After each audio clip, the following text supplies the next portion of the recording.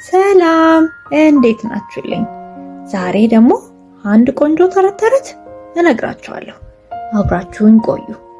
በአንድ ወቅት ነው አሉ አንድ አህያ ያለው ልብስ አጣቢ ይኖር ነበር።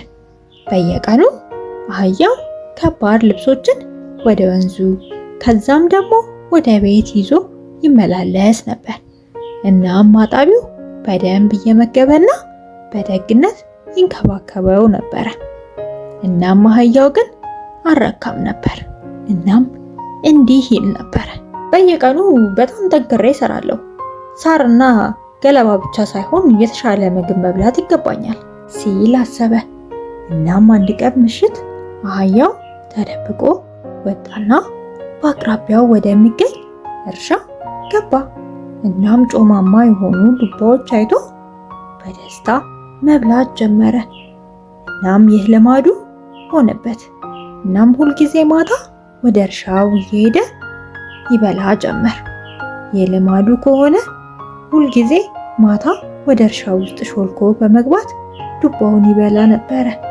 እናም ልብስ አጣቢው ብዙም ሳይቆይ አህያው እየወፈረና ቀን ከቀን እየደከመ መሆኑን አስተዋለ። እናም አንድ ምሽት ተከተለውና አህያው ወደ እርሻው ሾልኮ ሲገባ አየው። እናም አህያውንም እንዲህ አለው፣ ይህን ነገር ማቆም አለብህ፣ ጥሩ አይደለም፣ ገበሬው ቢይዝህ ክፉኛ ይመታሃል ሲል አስጠነቀቀው። አህያው ግን አልሰማም። አንድ ቀን ምሽት ጥጋብ ከአቅሙ በላይ ሆኖበት አህያው ደስታውን መቆጣጠር አቅቶት በእርሻ ውስጥ ጮክ ብሎ መጮህ ጀመረ። እናም ገበሬው ጫጫታውን ሰምቶ ዱላውን ይዞ እየሮጠ መጣ። እናም አህያውን እስኪ ደክመው ድረስ ቀጠቀጠው። እናም አህያው አመለጠ። በማግስቱ አህያው ተሰባብሮ ነበረ። እናም ልብስ አጣቢውን እንዲህ አለው፣ አስጠንቅቄ ነበረ ግን አልሰማኸኝም አለው። እናም አህያው ትምህርቱን ተማረ። የታሪክ ስግብግብነት እና አለመታዘዝ ወደ ችግር ያመራል። ባላችሁ ነገር ረግታችሁ ጥሩ ምክር አዳምጡ የሚለውን ያስተምረናል። ሰላም እንዴት ናችሁልኝ? ዛሬ ደግሞ ብልጧ ጦጣና አዞ የሚለውን ተረት እነግራችኋለሁ። በአንድ ወቅት ነው አሉ በአረንጓዴ ጫካ ውስጥ አንዲት ጎበዝ ጦጣ በወንዙ ዳር ባለው ረዥም የማንጎ ዛፍ ላይ ትኖር ነበር። ዛፉ በጣፋጭ ማንጎ የተሞላ ነበረ። እናም ጦጣዋ በየቀኑ ደስተኛ ነበረች። እናም አንድ ቀን በፀሐያማ ቀን ከሰዓት በኋላ አንድ አዞ ወደ ወንዙ ዳርቻ እየዋኘ ጦጣዋን በረሃብ ዓይኑ ተመለከታት። እናም እንዲህ አላት፣ ጤና ይስጥልኝ ጦጢት፣ እነዚያ ማንጎች በጣም የሚጣፍጡ ይመስላሉ። እባክሽን አንድ ላገኝ እችላለሁ አላት። ከዛም ጦጢት እንዲህ አለችው፣ ይቻላል አለችውና ጦጢት በደግነት በመናገር የበሰለ ማንጎዋን ወረወረች። እናም አዞ ቀምሶ አደነቀ። እናም እንዲህ አለ፣ እነዚህ እስካሁን ካየኋቸው ምርጥ ማንጎዎች ናቸው አለ። ከዚያን ቀን ጀምሮ ጦጣዋና አዞ ጓደኛሞች ሆኑ። በየቀኑ ጦጣዋ ማንጎውን ከአዞው ጋር ትጋራ ነበረ። አንድ ቀን አዞ ስለ ጦጣዋ እና ስለ ማንጎ ለሚስቱ ተናገረ። እናም ሚስቱ ግን ስግብግብ ነበረችና እንዲህ አለችው፣ ማንጎ በጣም ጣፋጭ ከሆነ የዝንጀሮ ልብ ምን ያህል ጣፋጭ ሊሆን እንደሚችል አስብ፣ መብላት እፈልጋለሁ። አዞ ደነገጠ። ሚስቱ ግን እንደዛ ብላ ነገረችው። እናም ጦጣዋ ወደ ቤቱ እንድትመጣ ጋበዛት። እናም እንዲህ አላት፣ ጓደኛዬ ጀርባዬ ላይ ወጥተሽ ወንዙን እንሻገር፣ ቤተሰቤን እንድታገኝ ይፈልጋለሁ አላት። እናም ጦጢት ተጠራጥራ ነበረ። ነገር ግን ዘላ ወደ ጀርባው ወጣች። እናም ወደ ወንዙ መሃል ሲደርሱ አዞ እንዲህ አላት፣ በእውነቱ ሚስቴ ልብሽን ልትበላ ትፈልጋለች። ለዚህ ነው ወደዚህ ያመጣሁሽ አላት። ከዛም ጦጢት ፈጣን አይምሮዋን በመጠቀም ሳቅ አለችና እንዲህ አለችው። ኧረ ለምን ቀድመህ አልነገርከኝም? ልቤን በዛፉ ላይ ትቼው ነበር የመጣሁት። መልሰህ ከወሰድከኝ አመጣላታለሁ አለች። ከዛም አዞ አምኖ ወደ ኋላ ተመለሰ። የወንዙ ዳርቻ እንደደረሱ ጦጣዋ ዛፏ ላይ ዘላ ወጣች። እናም ጮክ ብላ እንዲህ አለች። ሃይ አንተ ሞኝ፣ ልቤን ልትወስድ አትችልም እና ጓደኛህንም ለዘላለም አጣ አለችው። እናም አዞ በሀፍረት እየዋኘ ወደ ቤቱ ተመለሰ። ይህ ታሪክ በአስቸጋሪ ሁኔታዎች ውስጥ በፍጥነት አስቡ እና ታማኝ ያልሆኑ ሰዎችን በጭራሽ አትመኑ። ሰላም፣ እንዴት ናችሁ? ዛሬ ደግሞ አንበሳው እና የገበሬው ጥበብ የሚለውን ተረት እነግራችኋለሁ። በድሮ ጊዜ በኢትዮጵያ ለምለም ሸለቆች ውስጥ ጫካውን የሚገዛው ኃያል አንበሳ ይኖር ነበረ። አንበሳው ኩሩ ነበር። እናም ማንም ከኃይሉ ጋር ሊመሳሰል እንደማይችል ያምን ነበረ። አንድ ቀን በምድሪቱ ላይ ሲዘዋወር አንዲት ትንሽ እርሻ አገኘ። እናም ገበሬው ትሁት እና አስተዋይ ሰው ነበር። እናም ሰብሉን ይጠብቅ ነበር። አንበሳውም ወደ ገበሬው ቀርቦ እንዲህ አለው። እኔ የጫካው ንጉሥ ነኝ። ለምንድን ነው በመሬቴ እንድትኖር የምፈቅድልህ? እርሻህን አጥፍቼ ያለህን ሁሉ ልወስድ እችላለሁ አለው። ገበሬው ሳይደናገጥ ወደ አንበሳው ተመለከተና እንዲህ አለው። ታላቅ አንበሳ፣ አንተ በእርግጥ ጠንካራ ነህ። ነገር ግን ጥንካሬ ብቻውን እውነተኛ ንጉሥ አያደርግህም። ብልህ ገዢ እንዴት ማካፈልና መጠበቅ እንዳለበት ያውቃል እንጂ ወስዶ ለማጥፋት ብቻ አይደለም አለው። ከዛም አንበሳው ሳቀ። እናም እንዲህ አለ። ንጉሥ ለመሆን ምን ታውቃለህ? ጥበብህ አያስፈልገኝም አለ አንበሳው። ከዛም ገበሬው እንዲህ ሲል መለሰለት። በጣም ኃይለኛ ከሆንክ አረጋግጥ፣ ውድድር እናካሂድ። ይህን ከባድ እንጨት ተሸክመህ ወደ ኮረብታው ጫፍ መውጣት ከቻልክ አንተ ታላቅ እንደሆንክ እቀበላለሁ። ካልቻልክ ግን እርሻዬን በሰላም ለመልቀቅ ቃል መግባት አለብህ አለ ገበሬው። ከዛም አንበሳውም በጥንካሬው ተማምኖ ተስማማ። ግዙፉን የማገዶ እንጨት አንስቶ ኮረብታውን መውጣት ጀመረ። ነገር ግን ወደ ላይ ሲወጣ የእንጨቱ ክብደት እየከበደና እየከበደ መጣ። በግማሽ መንገድ ተዳክሞ ወደቀ። እናም ደከመው። ገበሬው ወደ አንበሳው ቀርቦ እንዲህ አለው።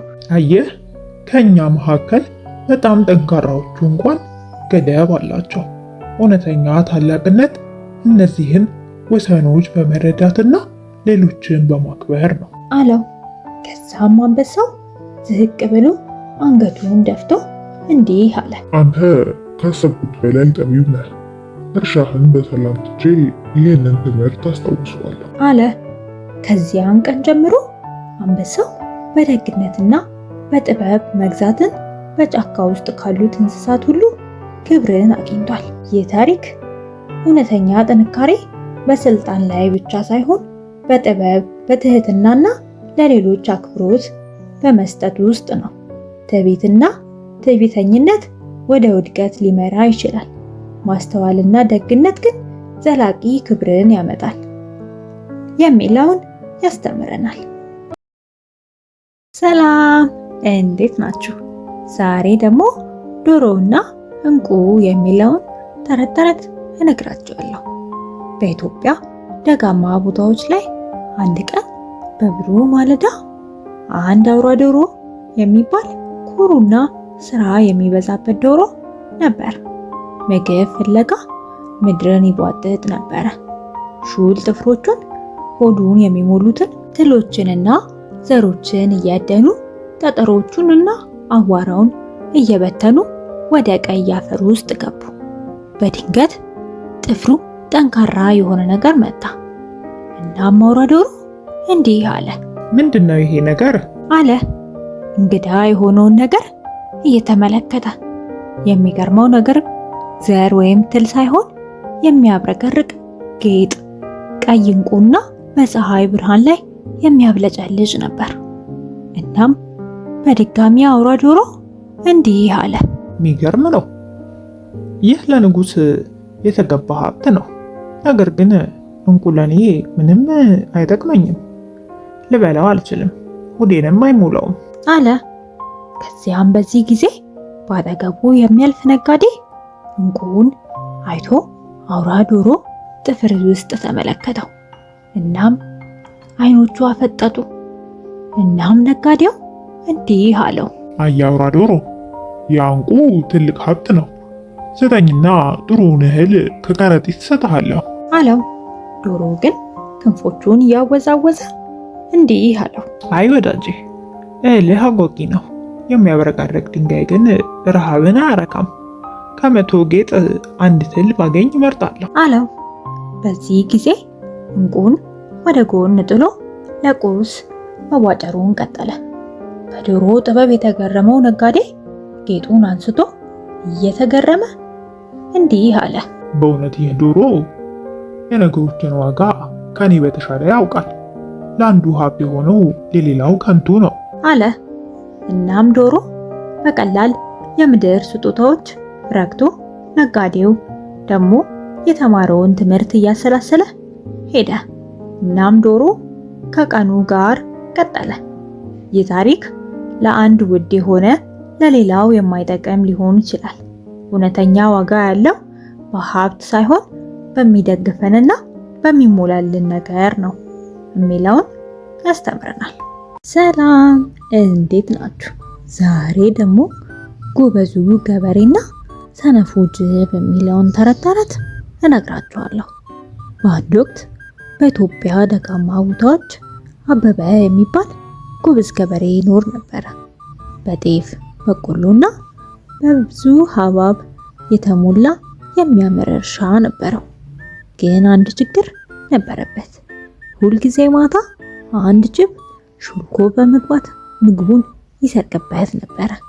አንድ ቀን አበበ ወደ መንደሩ ጠቢብ ሄዶ እንዲህ አለው፣ ጅቦች ነውጠኛ ናቸው፣ እናም ሰነፍ ናቸው።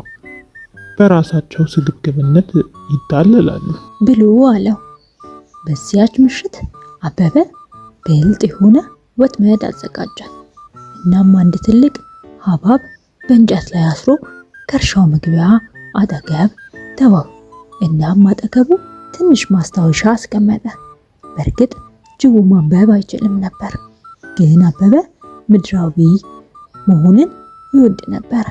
እናም ማስታወሻውን እንዲህ ብሎ ጽፎበት ነበረ፣ አያጅቦ፣ ይህ በመላው ኢትዮጵያው በጣም ጣፋጭና ትልቅ የሆነ ሐብሐብ ነው። ያለ ፈቃድ ከበላ ግን አህያ የመሆን እርግማን ያድርብሃል ይል ነበር። እናም በሌሊት ሹልክ ብሎ አያጅቦ ገባ። እናም ግዙፉን ሐብሐብ አየና አፉን አላመጠ። ግን ከዚያ ማስታወሻውን አስተዋለ።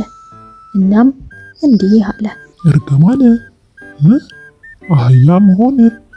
ኧረ እኔ አህያ መሆን አልፈልግም አለና አያጅቦ አሰበ። እናም ስግብግብነቱን ለመቆጣጠር ሞከረ። ግን ከእንደገና እንዲህ ሲል አሰበ፣ ግን እኮ ምናልባት ትንሽዬ ውስጥ አይቆጠርብኝም ይሆናል አለና አሰበ። እናም ጅቡ አንድ ትንሽ ንክሻ ወሰደ። ከዚያም ሌላ፣ ከዚያም ሌላ፣ ከዛም ሌላ እያለ ሳያውቀው ሙሉውን ሐብሐብ ጨረሰው። እናም በድንገት አንድ ዶሮ በርቀት ጮኸ። ጅቡም ደነገጠ። እናም እንዲህ አለ፣ አይ አይ፣ ሁሉንም በልቼዋለሁ። እርግማኑ እውነት ነው። እኔ አሁን አህያ ነኝ ብሎ አለ። ከዛም እግሮቹን ተመለከተ። አሁንም የጅብ እግሮች ናቸው። ጆሮውንም አወዛወዘ። አሁንም የጅብ ጆሮ ናቸው። ነገር ግን ጅቡ የሆነ ነገር ሰማ። አህያ ጩኸት የሚመስል ድምፅ ሰማ። እናም ጅቡ በጣም ደነገጠ።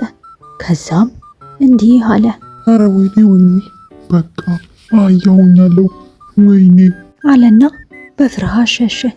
ያልተገነዘበው ነገር ግን አህያ አልነበረም። ገና ብዙ በልቶ ስለነበረ ሆዱ አስቂኝ ድምፆችን እያሰማ ነበር።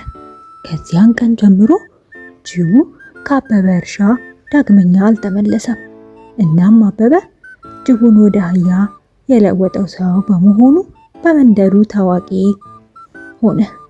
እናም የታሪክ ስግብግብነት ሁላችንንም ሞኝ ያደርገናል የሚለውን ያስተምረናል። ሰላም፣ እንዴት ናችሁ? ዛሬ ደግሞ ስግብግቡ ገበሬና አስማተኛዋ ዳክዬ የሚለውን ተረት እነግራችኋለሁ። በአንድ ወቅት በኮረብታዎችና በለምለም መስክ በተከበበች ትንሽ መንደር ውስጥ ቶማስ የሚባል ገበሬ ይኖር ነበር። ቶማስ በመንደሩ ውስጥ በታታሪነቱ ይታወቅ ነበር። ነገር ግን በማይጠገብ ስግብግብነቱ ይታወቃል። ምንም ያህል ቢኖረውም ሁልጊዜ የበለጠ ይፈልጋል። እርሻው የበለጸገ ነበረ። ጎተራዎቹ የሞሉ ነበሩ። ኪሱም በሳንቲም የከበደ ነበር። ግን በጭራሽ አይጠግብም ነበር።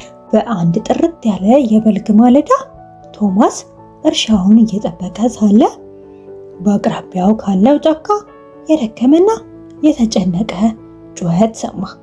የማወቅ ጉጉት ስላደረበት ድምፁን ተከትሎ ሄደ። እናም ብዙ ሳይቆይ በአዳኝ ወጥመድ ውስጥ የተያዘች ውብ ወርቃማ ላባ ያላት ዳክዬ አገኘ። ዳክዬዋ ላባዎቿ በፀሐይ ብርሃን ውስጥ ያበራሉ እና አይኖቿ በሌላ ዓለም ብልህነት ያበሩ ነበረ። ቶማስ ምንም እንኳን ስግብግብ ቢሆንም ልባዊ አልነበረም። እናም ዳክዬዋን ከወጥመድ አውጥቶ በእርጋታ ወደ እርሻ ወሰዳት። በዚያም ምሽት ቶማስ ለማረፍ ሲዘጋጅ ዳክዬዋ በድንገት በለሰለሰ ዜማ በሆነ ድምፅ ተናገረች። እንዲህ አለች። ደጉ ገበሬ፣ ስላዳንከኝ አመሰግናለሁ። እኔ ተራ ዳክዬ አይደለሁም። እኔ ምትሃታዊ ፍጡር ነኝ እና ለደግነት ሽልማት በየማለዳው የወርቅ እንቁላል እጥልልሃለሁ አለችው። ከዛም የቶማስ አይኖች ባለማመን ተገለጡ። ነገር ግን በማግስቱ ጠዋት ከእንቅልፉ ነቃ። አንድ የሚያብለጨልጭ ወርቃማ እንቁላል የዳክዬዋ ገለባ ውስጥ ተቀምጧል። በጣም ደስ ብሎት ወደ መንደሩ ገበያ ሮጠ እና እንቁላሉን ለሀብት ሸጠው። በሚቀጥለው ቀን ጠዋት ላይ ሌላ ወርቃማ እንቁላል ታየ እና በሚቀጥለውም ቀን ብዙ ሳይቆይ ቶማስ በመንደር ውስጥ በጣም ሀብታም ሰው ሆነ። ነገር ግን ቀናት እያለፉ ሲሄዱ የቶማስ ስግብግብነት ማደግ ጀመረ። እናም እንዲህ አለ። ዳክዬ በየቀኑ አንድ የወርቅ እንቁላል ምትጥል ከሆነ በውስጧ የወርቅ ውድ ሀብት መኖር አለበት። ሁሉንም በአንድ ጊዜ ማግኘት ስችል ለምን አንድ እንቁላል እጠብቃለሁ ብሎ አለ። ዳክዬዋ ረጋ ያለ ተቃውሞ አልሰማትም። እናም ቶማስ ወርቁን ለማግኘት ዳክዬዋን ለመክፈት ወሰነ። ነገር ግን ባደረገ ጊዜ ምንም ነገር አላገኘም። ወርቅም የለም፣ ውድም ሀብትም የለም። ተራ ዳክዬ ብቻ ነበረች። እናም በፍርሃት ተውጦ ስግብግብነቱ የሰጠውን አስማታዊ ስጦታ እንዳስከፈለው ተረዳ። ዳክዬዋ ሞተች እና ወርቃማው እንቁላሎቹ ለዘላለም ጠፍተዋል። ከዚያን ቀን ጀምሮ የቶማስ ሀብት እየቀነሰ ሄደ። እርሻው ባዶ ሆነ፣ ጎተራዎቹ ባዶ ሆነዋል፣ ኪሱም እየቀለለ መጣ። በአንድ ወቅት ሀብቱን ያደንቁ የነበሩ የሰፈሩ ሰዎች አሁን በሞኝነቱ አዘኑለት። ቶማስ ባለው ነገር ቢረካ ተመኝቶ የቀረውን ዘመኑ በጸጸት አሳለፈ። እናም ይህ ታሪክ በመንደር ውስጥ ላሉ ሕፃናት የሚነገር ጥንቃቄ የተሞላበት ታሪክ ሆኖ ስግብግብነት ኪሳራን እንደሚያመጣና እውነተኛ ሀብት የሚገኘው በምስጋናና በእርካታ መሆኑን የሚያስተምር ተረት ነው። ሰላም፣ እንዴት ናችሁ? ዛሬ ደግሞ ትንሹ ጉንዳን የሚለውን ተረት እነግራችኋለሁ። በአንድ ወቅት በለምለም ደን ውስጥ ኤንዲ የሚባል ትንሽ ጉንዳን ይኖር ነበረ። ኤንዲ በታታሪነቱና በቆራጥነቱ ይታወቅ ነበረ። በየቀኑ ምግብ እየሰበሰበና ጉንዳኖቹ ቤታቸውን እንዲገነቡ ይረዳቸዋል እናም ይሸከማል። ነገር ግን ኤንዲ አንድ ችግር ነበረበት። እሱ ምን ያህል ትንሽ እንደሆነ ብዙ ጊዜ ያማርር ነበረ። እናም እንዲህ ይል ነበር፣ እኔ ትልቅ ብሆን ኖሮ ብዙ ነገር ማድረግ እችል ነበር ያለ ሁልጊዜ ያማርር ነበር። አንድ ፀሐያማ ጠዋት አንዲት ፍርፋሪ ዳቦ ተሸክሞ ወደ ቀኝ ግዛቱ እየሄደ ሳለ ታላቅ ጩኸት ሰማ። እናም የማወቅ ጉጉት ስላደረበት ድምፁን ተከትሎ ሄደ። እናም ኤሊ የሚባል ግዙፍ ዝሆን በጭቃ ጉድጓድ ውስጥ ተጣብቆ አገኘው። እናም ኤሊ ለመውጣት እየታገለ ነበር። ነገር ግን ብዙ በተንቀሳቀሰ ቁጥር ወደ ጥልቅ እየሰመጠ ነበረ። እናም እንዲህ እያለ ነበር፣ እባካችሁ እርዱኝ፣ እባካችሁ እርዱኝ እያለ አለቀሰ። እናም ኤንዲ ጉንዳኑ አዘነ። እሱ በጣም ትንሽ ነበር። አንድ ግዙፍ ዝሆን እንዴት ሊረዳ ይችላል? ነገር ግን የእናቱን ቃል አስታወሰ። እንዲህም ብላው ነበር፣ ትንሽ የደግነት ተግባር እንኳን ትልቅ ለውጥ ሊያመጣ ይችላል ብላው ነበር። እናም ኤንዲ ልክ ይሄ ትዝ ሲለው ለዝሆኑ እንዲህ አለው፣ አትጨነቅ፣ እኔ እረዳሃለሁ አለው። ከዛም ዝሆኑ ግራ በመጋባት ዙሪያውን ተመለከተ። እናም እንዲህ አለ፣ ማን ነው የተናገረው? ማንንም ማየት አልቻልኩም አለ ዝሆኑ። ከዛም ጉንዳኑ መልሶ እንዲህ አለው፣ ወደ ታች ተመልከት፣ እዚህ ጋር ነኝ፣ እዚህ ጋር ነኝ አለ ኤንዲ ጉንዳኑ። ትንንሽ እግሮቹን እያወዛወዘ ጮኸ። እናም እንዲህ አለ፣ እኔ ነኝ ኤንዲ ጉንዳኑ፣ ከዚያ አወጣሃለሁ እሺ አለ። ከዛም ዝሆኑ ሳቀ። እናም እንዲህ አለ፣ አንተ እኮ ግን በጣም ትንሽ ነህ፣ እንዴት ልትረዳኝ ትችላለህ? አለው። ከዛም ጉንዳኑ የዝሆኑ ጥርጣሬ ተስፋ እንዲያስቆርጦ አልፈቀደም። እናም ወደ ቀኝ ግዛቱ ሮጠ። እናም የጉንዳን ጓደኞቹን ሁሉ ሰበሰበ። አንድ ላይ ሆነው ውሃውን ለማፍሰስ እና ጭቃውን ለማላላት በጭቃው ጉድጓድ ዙሪያ ትናንሽ ዋሻዎችን በመቆፈር ያለመታከት ሰሩ። ከሰዓታት ከፈጀ ቁፋሮ በኋላ ቀስ በቀስ ጭቃው እየቀነሰ ሄደ እና ኤሊው እግሮቹን ማንሳት ቻለ።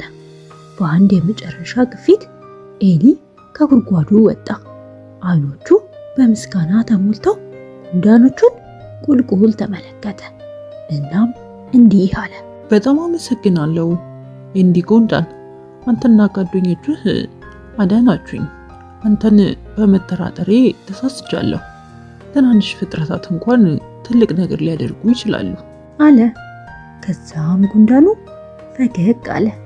እናም እንዲህ አለ፣ አንተ ምን ያህል ትልቅ ወይም ደግሞ ትንሽ እንደሆነ ማየት አይደለም ያለብህ፣ ልብህ ምን ያህል ትልቅ እንደሆነና ሌሎችን ለመርዳት ምን ያህል ፈቃደኛ መሆኑን መመልከት ነው ያለብህ። ከዚያን ቀን ጀምሮ ጉንዳኑና ዝሆኑ የቅርብ ጓደኛሞች ሆኑ። ዝሆኑ የትንንሾቹን ኃይል ዳግም አላቃለለውም። እናም ጉንዳኑን ማንነቱ መኩራት ተማረ። ይህ ታሪክ የቱንም ያህል ትንሽ ቢሆኑ ተግባሩ ትልቅ ለውጥ ሊያመጣ ይችላል። ደግነትና ቆራጥነት ከመጠን ወይም ከጥንካሬው የበለጠ አስፈላጊ ናቸው። ሰላም፣ እንዴት ናችሁ? ዛሬ ደግሞ የንጉሱ ፀጉር አስተካካይ እና ሚስጥሩ የሚለውን ተረት እነግራችኋለሁ። በአንድ ወቅት በታላቅ መንግስት ውስጥ ልዩ የሆነ ሚስጥር ያለው አንድ ንጉስ ይኖር ነበረ። እሱም የአህያ ጆሮ ነበረው። እናም ንጉሱ ሚስጥሩን ለመጠበቅ ሁልጊዜ ጆሮውን የሚሸፍን የወርቅ አክሊል ይለብስ ነበር። ከንጉሳዊ ፀጉር አስተካካዮች በቀር በመንግስቱ ውስጥ ማንም አያውቅም ነበር። ሆኖም ፀጉር አስተካካዮቹ ሚስጥሩን ባወቁ ቁጥር ንጉሱ ማንም እንዳይናገር ይገላቸው ነበር። አንድ ቀን የንጉሱን ፀጉር ለመቁረጥ ሃሩን የተባለ ደግና ታማኝ ፀጉር አስተካካይ ተመረጠ። እናም ዘውዱን በጥንቃቄ አነሳ። ከዛም ትንፋሹን መተንፈስ አልቻለም። ነገር ግን ንግግሩን በፍጥነት ተቆጣጠረ። እናም ንጉሱ አስተዋለው። ከዚያም እንዲህ አለው። የሚገርም ነገር ታየህ አይደል? አለ ንጉሱ ቁጣ በሚመስል መንገድ። እናም ሃሩን አመነታ። እናም ለህይወቱ ፈርቶ ሰገደና እንዲህ አለ። አይ ንጉሥ ሆይ እኔ ምንም አላየሁም አለ። እናም ንጉሱ እንዲህ ብሎ ተናገረ። ያየኸውን ለማንም ብትናገር በህይወትህ ትከፍላለህ በማለት አስጠነቀቀው። እንዲሄድም ፈቀደለት። እናም ሃሩን በጣም ፈራ፣ ግን ሚስጥሩን ለመሸከም በጣም ከባድ ሆነ። መብላትም ሆነ መተኛት አልቻለም። እናም ልቡ የሚፈነዳ ያህል ተሰማው። አንድ ብልህ አዛውንት መከራውን አስተውለው እንዲህ አሉት። የኔ ልጅ የሆነ ሚስጥር እየከበደ ከሆነ ለተፈጥሮ ሹክ በላት፣ ሸክሙንም ይወስድልሃል ብለው መከሩት። ሃሩን እፎይታ ለማግኘት ፈልጎ ወደ ጫካው ጫፍ ሄደ። እናም በዛፍ ጉድጓድ ውስጥ በሽክሹክታ እንዲህ አለ። ንጉሱ የአህያ ጆሮ አላቸው፣ ንጉሱ የአህያ ጆሮ አላቸው፣ ንጉሱ የአህያ ጆሮ አላቸው አለ። እናም በጣም ቀለለው። እናም ሚስጥሩ ደህና እንደሆነ በማሰብ ወደ ቤቱ ተመለሰ። ሆኖም አንድ ቀን አንድ ሙዚቀኛ ያንኑ ዛፍ ቆርጦ ዋሽንት ሰራ። ሲጫወት ሁሉም ሰው የሚገርመው ዋሽንቱ እንዲህ ሲል ዘፈነ። ንጉሱ የአህያ ጆሮ አላቸው፣ ንጉሱ የአህያ ጆሮ አላቸው እያለ ነበረ። በዚህ ጊዜ ወሬው በፍጥነት ተሰራጨ። እናም ብዙም ሳይቆይ መላው መንግስቱ ሚስጥሩን አወቀ። የተናደደው ንጉሱ ሃሩንን አስጠርቶ ማብራሪያ ጠየቀው። እየተንቀጠቀጠ ሃሩን ተናዘዘ። እንዲህም አለ። ንጉሥ ሆይ እኔ ለማንም አልተናገርኩም፣ ሹክ ያልኩት ወደ ዛፍ ብቻ ሄጄ ነበረ አለ። ከዚያ በኋላ ንጉሱ ምንም ሚስጥር ለዘላለም ሊደበቅ እንደማይችል ተገነዘበ። በተጨማሪም ህዝቦቹ በሱ ላይ እንዳልሳቁበት ወይም በጆሮ እንደማያከብሩት ተመልክቷል። አሁንም እንደ ገዢያቸው ይወዱታል። ከዚያን ቀን ጀምሮ ጆሮውን አልደበቀም። እናም በፍርሃት ፈንታ በጥበብና በደግነት ይገዛ ነበር። እናም መንግስቱ በለጸገ እና ፀጉር አስተካካዩ በደስታ መኖር ጀመረ። ይህ ታሪክ ምንም ሚስጥር ለዘላለም ሊደበቅ አይችልም። እውነተኛ ጥበብ የሚገኘው ራስን እንደ ራስ መቀበል ነው። ፍርሃት ወደ መከራ ይመራል፣ ታማኝነት ግን ሰላምን ያመጣል የሚለውን ያስተምረናል። ሰላም፣ እንዴት ናችሁ? ዛሬ ደግሞ ስለ ሁለቱ ማሰሮዎች እናወራለን። በአንድ ወቅት በኮረብታዎች መካከል በአንዲት ትንሽ የኢትዮጵያ መንደር ውስጥ ወይዘሮ ዓለም የምትባል አንድ ሴት ትኖር ነበር።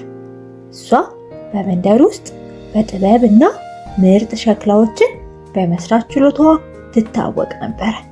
እናም የእርሷ ማሰሮዎች ውሃ መያዣ ብቻ አልነበሩም።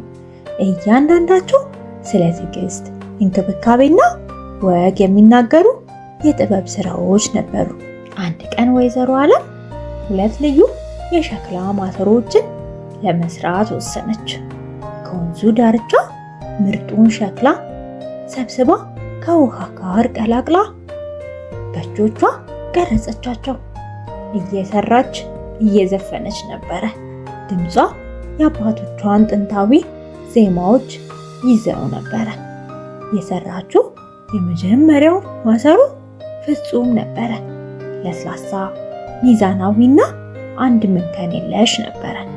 ሁለተኛው ማሰሮ ግን ከጎኑ ትንሽ ስንጥቅ ነበረው። ምንም እንኳን አሁንም ቆንጆ ቢሆንም የጎደለው ግን ነበረ።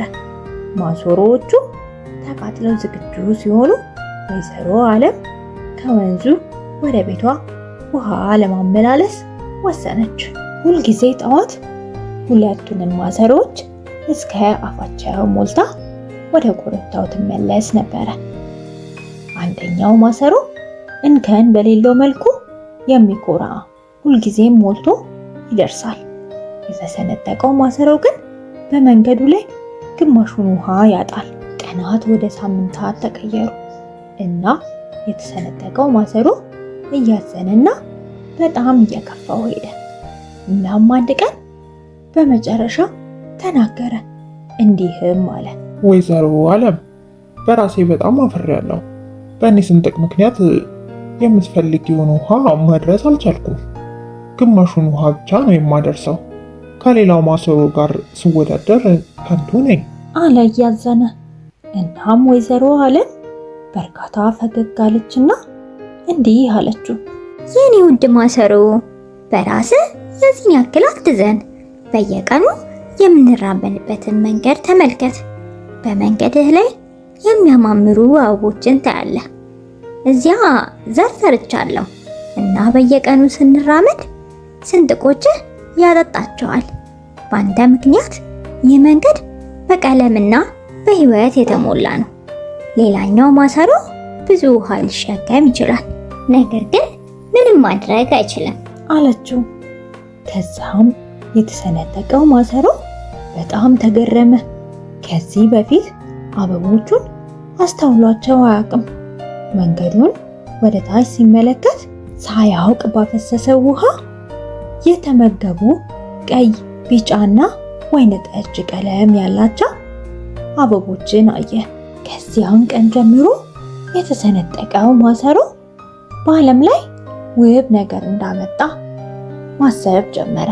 እናም በኩራት ይመላለስ ጀመር እና ወይዘሮ ዓለም ዘፈኖቿን መዘመር ቀጠለች። ልቧ ለሁለቱም ማሰሮች በምስጋና የተሞላ ነበር።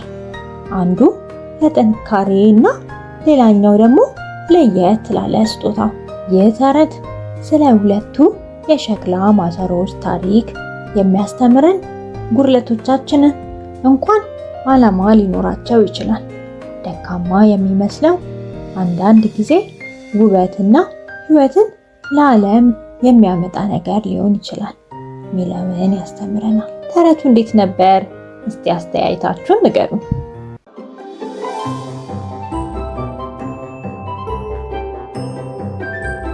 ሰላም፣ እንዴት ናችሁ? ዛሬ ደግሞ ጥበበኛው አሮጌ ዛፍና የጠፋችው ልዕልት የሚለውን ተረት እነግራችኋለሁ። በአንድ ወቅት በጥንታዊ ጫካ በተከበበ መንግስት ውስጥ ኤላራ የምትባል ደግና የማወቅ ጉጉት ያላት ልዕልት ትኖር ነበረ። ወላጆቿን ንጉሱንና ንግስቷን ታስጨንቃቸው ነበር። ዓለምን ከቤተ መንግስት ግድግዳ ባሻገር ማሰስ ትወድ ነበር። አንድ ጭጋጋማ ማለዳ ከወላጆቿ ፍላጎት ውጪ ኤላራ ብርቅዬ ወርቃማ ወፍ የሚለውን ዘፈን እየዘፈነች ወደ ጫካው ገባች። በጥልቅ ተጓዘች። እናም ዛፎቹ የሚለወጡና የሚንቀሳቀሱ ይመስሉ ነበረ። እናም ቀስ በቀስ ጠፋች። በዛም የምታውቀው መንገድ ጠፋባት እና ጥላዎቹ ረዘሙ። ጩኸት ስትሰማ ፍርሃት ወደ ልቧ ገባ። ግን የዛፎቹ ቅጠሎች ብቻ አይመስሉም። ከዚያም ተስፋ መቁረጥ ስትጀምር ጥልቅና ረጋ ያለ ድምፅ በጫካው ውስጥ ተሰማ። እናም እንዲህ ይል ነበር። ለምን ታለቅሻለሽ ትንሿ ልዕልት? የሚል ነበር። እናም በድንጋጤ ኤላራ እስካሁን ያላየችውን ታላቅ ዛፍ ለማየት ዞር አለች። ከዛም ግንዱ እንደ ግንብ ሰፊ ነበር። ቅርንጫፎቹ እንደ ጥበበኛ ጥንታዊ ክንዶች የተዘረጉ ናቸው። የዛፉ ቅርፊት ወርቃማ አንጸባራቂና አይኖቹ በደግነት ያበራሉ። እናም ሜላራ እንዲህ አለች። ጠፍቼ ነው፣ ወደ ቤት እንዴት እንደምመለስ አላውቅም አለች። ከዛም ጠቢቡ ዛፍ በረጅሙ ተነፈሰ። እናም ቅጠሎቹ የሳቁ ይመስል ይንቀጠቀጣሉ። እናም እንዲህ አላት። ኦ ግን ጫካው መንገዱን ያውቃል። የሚጣደፉ ብቻ ናቸው መንገዳቸውን የሚያጡት አላት። ከዛም ሜላራ ፊቱን ተመለከተች። እናም እንዲህ አለችው። ነገር ግን ወፏ ወደዚህ መራችኝ እና አሁን ጠፍታለች አለች። ከዛም ዛፉ በድጋሚ እንዲህ አላት። ምናልባት ወፏ የአንቺ መሪ ሳትሆን አስተማሪሽ ነበረች። ንገረኝ ልዕልት፣ ምን ተማርሽ? አላት። ከዛም ሜላራ በጥንቃቄ አሰበች። እናም እንዲህ ስትል መለሰች። ጫካው ሰፊ እንደሆነ ተምሬያለሁ እና ወላጆቼን መስማት ነበረብኝ አለች። ከዛም የዛፉ ቅርንጫፎች መንቀጥቀጥ ጀመሩ። እናም እንዲህ አላት። ጥበብ ብዙ ጊዜ የሚመጣው ከስህተቶች ነው። አሁን ዓይንሽን ጨፍኝ፣ እናም አዳምጭ። በጆሮሽ ሳይሆን በልብሽ ነው አላት። ከዛም ሜላራ ትዕዛዙን ተቀብላ በመጀመሪያ ነፋሱን ብቻ ሰማች።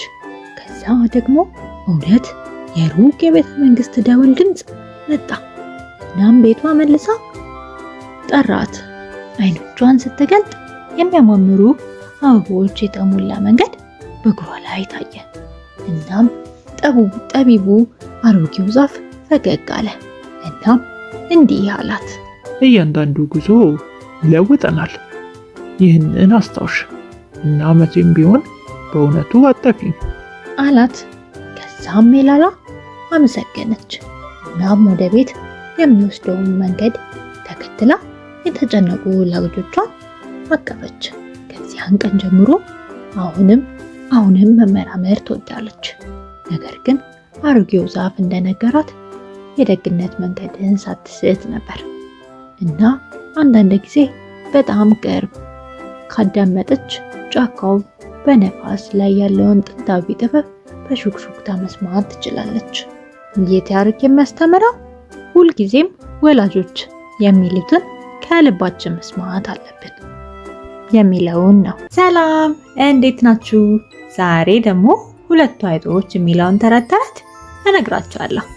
ከረዥም ጊዜ በፊት በኢትዮጵያ አረንጓዴ ኮረብታዎች ውስጥ ቲቲ እና ታቲ የተባሉ ሁለት አይጦች ይኖሩ ነበረ።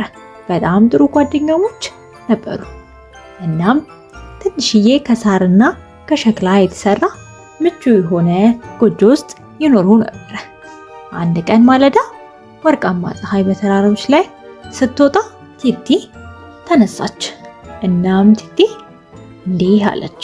ዛሬ ገንፎ እንስራ፣ ሞቅ ያለና የሚጣፍጥ ነገር አምሮኛል አለች። ከዛም ቀጥሎ ታቲ ሞቅ ባለ ፈገግታ እንዲህ አለች። እሺ፣ እና ለጣዕም የሚሆን ትንሽ በርበሬ ያስፈልገናል አለቻት። ከዛም የጤፍ ዱቄት ከማጠራቀሚያቸው ውስጥ ወሰደች። ከዛም ቲቲ ደግሞ ትኩስ ወተት ከጎረቤታቸው ላም አመጣች። ዱቄቱን ከውሃ ጋር ቀላቅለው በበርበሬ ውስጥ ነስንሰው ድስቱን ምድጃው ላይ አደረጉት። ነገር ግን ገንፎ አረፋ ሲያወጣ ቲቲ ትዕግስት አጣች። እናም እንዲህ አለች። ይህን ነገር መቅመስ አለብኝ አለችና ድስቱ ላይ ተደገፈች። ከዛም ታቲ ደንግጣ እንዲህ አለቻት። አራራ ተጠንቀቂ ቲቲ ተጠንቀቂ ብላ አለቻት። ግን ተንሸራተተችና ወደ ሞቀው ገንፎ ወደቀች። እናም ታቲ ደነገጠች። እናም ቲቲ በጣም አለቀሰች። ወደ ውጭ ወጣችና ዱላ ከማገዶ አጠገብ ተኝቶ አየችው። እናም እንዲህ አለችው። ዱላ ቲቲን ከገንፎ እንዳወጣ ትርዳኝ አለችው። ዱላ ግን እንዲህ አላት። ለምን እረዳታለሁ? እሳቱ እንኳን አላሞቀኝም አላት። እናም ታቲ ደነገጠች። እና ወደ እሳቱ ሮጠች። ከዛም እሳቱን እንዲህ አለችው፣ እሳት ቲቲን ለማዳን እንዲረዳኝ ዱላውን አሞቀው አለች። እሳቱ ግን ውሃው ካልመገበኝ አልቃጠልም ብሎ አላት። ከዛም ታቲ በጣም ደነገጠች አሁንም። እናም በሸክላ ማሰሮዋ ውስጥ ወዳለ ውሃ ፈጥና ሄደች። እናም እንዲህ አለችው፣ ውሃ እሳቱን አጥፋው ዱላውን እንዲያሞቀው አለችው። ነገር ግን ውሃውም እንዲህ አላት፣ ላም ወተት ካልሰጠችኝ በቀር አልንቀሳቀስም ብሎ አላት። እናም ታቲ በአቅራቢያዋ ወደሚገኘው ላም እየሮጠች ሄደች። እናም እንዲህ አለቻት፣ ሰላም ላም፣ እሳቱን እንዲያጠፋው ለውሃው ወተት ስጪው አለቻት። ላሟ ግን ጅራቷን እያወዘወዘች እንዲህ አለቻት፣ ገበሬው ድርቆሽ ካላመጣ ወተት አልሰጥም አለቻት። እናም ታቲ በዋንዛ ዛፍ ስር አርፎ ወደ ነበረው ገበሬ ጠጋ አለችና እንዲህ አለችው፣ ገበሬ ሆይ እባክህ ለላሟ ድርቆሿን አምጣልኝና እሳቱን ለማጥፋት ዱላውንም ለማሞቅ ቲቲንም ለማዳን ወተት ትስጠን አለች። ከዛም ደግ ልብ የነበረው ገበሬ ሳቅ ብሎ እንዲህ አላት፣ እሺ ግን መጀመሪያ ቡና ጠጣ አላት። እናም ታቲ በብስጭት ልትጮህ ተቃርባለች። ነገር ግን ቡናው የተቀደሰ ሐሳብ ነው ብላ አሰበች። እናም ገበሬው ቡናውን ቆልቶ ፈይቶና ጠንካራ ቡና እስኪያፈላ ድረስ ጠበቀች። እናም ከ3 ዙር ቡናና አንዳንድ ወዳጃዊ ጨዋታዎች በኋላ ገበሬው በመጨረሻ ላሟን ገለባ ሰጣት። እናም ላሟ ወተት ሰጠች። ውሃው እሳቱን አጠፋው፣ እሳቱ ዱላውን አሞቀው። እናም በመጨረሻ ቲቲ ከገንፎ ወጣች፣ ዱላው ላይ ተጣብቃ። እናም በበርበሬው ተሸፍና ቅመማ ቅመም መስላ ነበረ። ከዛም እንዲህ አለቻት፣ በጣም ፈርቼ ነበረ። በሚቀጥለው ጊዜ ግን ገንፎ አጠገብ አልደርስም አለች። ከዛም ሁለቱ አይጦች እየሳቁ በአቅራቢያቸው ወዳለ ወንዝ ታጥበው ገንፎውን ከገበሬው ጋር በምስጋና ተካፈሉ እና ከዚያን ቀን ጀምሮ ምግብ ሲያበስሉ በትዕግስት ነበረ። የታሪክ ድንገተኛ ሁኔታዎች በቡድን ስራና ደግነት ሁልጊዜ ቀንን ያድናል የሚለውን ያስተምረናል።